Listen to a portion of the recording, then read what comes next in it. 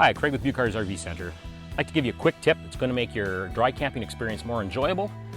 With our refrigerator, being that it runs the smallest flame of our appliances, I see a lot of issues, especially at the beginning of the season, where you get out there and you go to turn your fridge on to propane and it just doesn't light. And more commonly, that is due to a buildup of dust, debris, even bugs in our chimney. So if you have a compressor at home, or maybe borrow your neighbor's, beginning of the season, I like to get the compressor, get my nozzle in and blow out that chimney. After that, I'll blow out the cavity, knocking off any buildup of dust. This will ensure a startup every time. Also, fridge runs more efficiently when we don't have a lot of dust on our cooling fins.